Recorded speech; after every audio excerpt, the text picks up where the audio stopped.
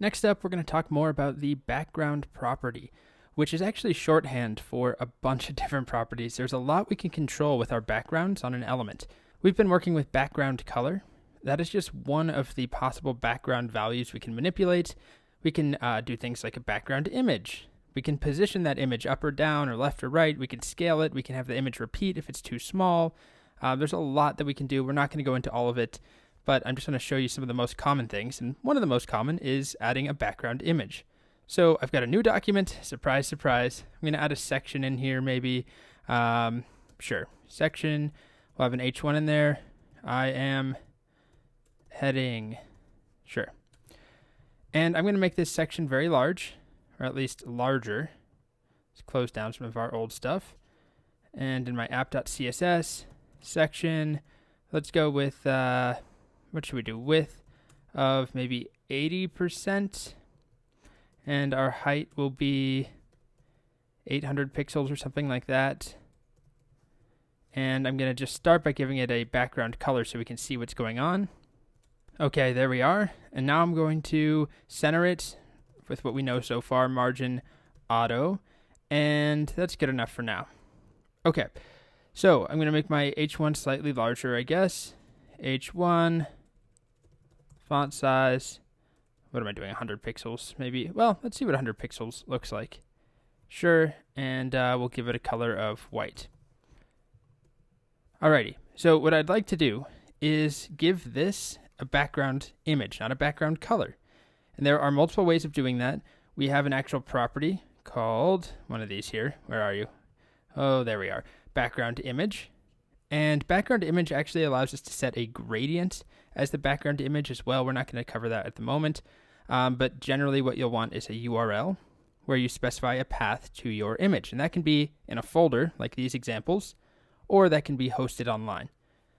So I've got this image I'm going to use. I'm going to copy the image address. It's coming from Unsplash, a great resource for free images that we have full license to use. So then I'm going to head over to my document. Totally lost it. Here we go. Instead of background color, I'm going to set background image, URL, and then in quotes, paste that massive URL. Refresh the page, and there we are. Now the thing is, I'm pretty sure that that image is far larger, and it is, than what we're actually displaying here. So that brings us on to some of the other properties. For example, background size, which will decide how the image is sized. We have different options like cover, contain. What else do we have? Auto. So contain is going to scale everything as large as possible without cropping anything or stretching the image. Cover will scale the image as large as possible without stretching, but it will crop it. So I'll show you what that looks like. Background size, cover.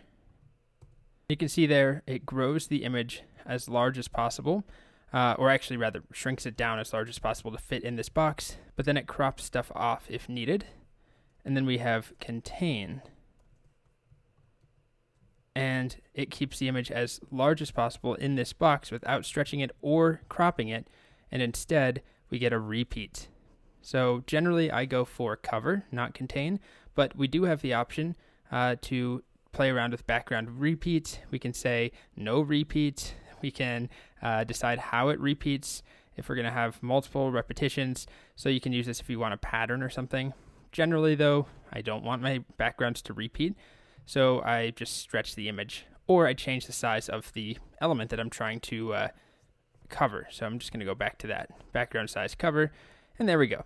Okay, we also have a couple other things that we can play with, including background position. This allows us to decide where that background actually starts.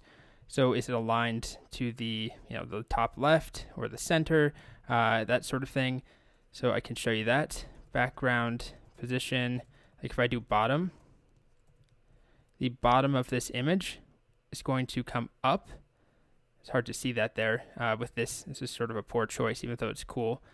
If we do one that's a bit easier to see, sure, like this. I'm going to copy this, put it back in here, refresh. The bottom part of the image is what's being used, or that's where it starts. Versus if I position it based off of the top, we'll see the top of the image aligned with the top, and then we miss a whole bunch of other stuff. But yeah, we're getting the top. We can do left and right and so on.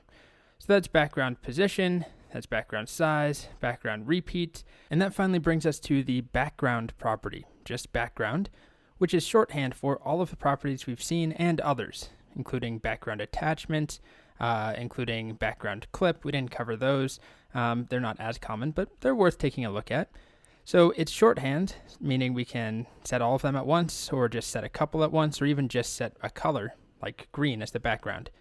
There are a couple things, really one thing that you should know. The order generally doesn't matter.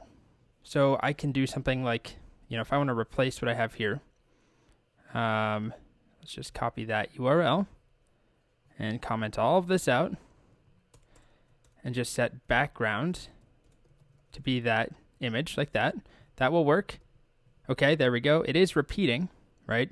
So I could say no repeat, no dash repeat, refresh, and we don't get that repeat, but it's also not covering the entire thing.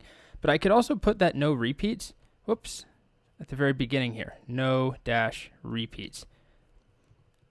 And we still get the same result. But there is one thing that does matter, which is if we want to specify that I want this image, let's say I want it centered for background position. So I'm going to set center, and that looks pretty good, except I want it to cover. I don't want it to repeat like we're seeing here. So I want to set background size to cover, which we talked about earlier, and I think it's what we had already. So if the order doesn't matter, I should just be able to do cover like right there, but it breaks. So this is the one thing you need to know. If you are using background size, it may only be included immediately after position, separated with the / character, like this right here. I don't know why. It has to do with, I guess, how it's parsed and understood. But if you want to include that, you have to put it afterwards. So it has to come immediately after the position. So we have center, then I need /cover. And it should work. And there we go. Kind of looks a little trendy. Maybe not. So I could put that at the beginning and it would still work. They just have to follow one another.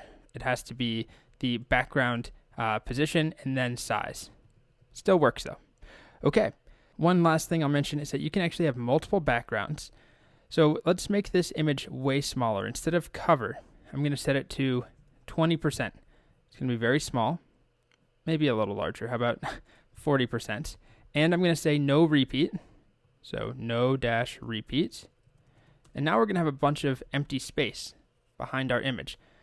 What I can do is now set a different background if I wanted to. I'm just going to do a color to make this obvious. How about a blue burly wood? Sure, that's not even, whatever, blue violets. Okay, refresh, and there we go. We're getting that background. Now this could have been a different image even. I could have two images. The point is we're not limited to one background, but generally it's not that common to have more than one. So I'm just going to go back to what we had before. Center, cover, just like that right there. Okay, so we covered a lot of different background properties, background image size, position, background repeats, and then we saw the background shorthand, which does it all. And you can use this to set the color. I like to use background color just to be more specific. Not specific in terms of CSS, but just in English. It's easier to see, but it really doesn't matter. So that's a ton of information about backgrounds, but backgrounds are all over the place. Okay, moving on.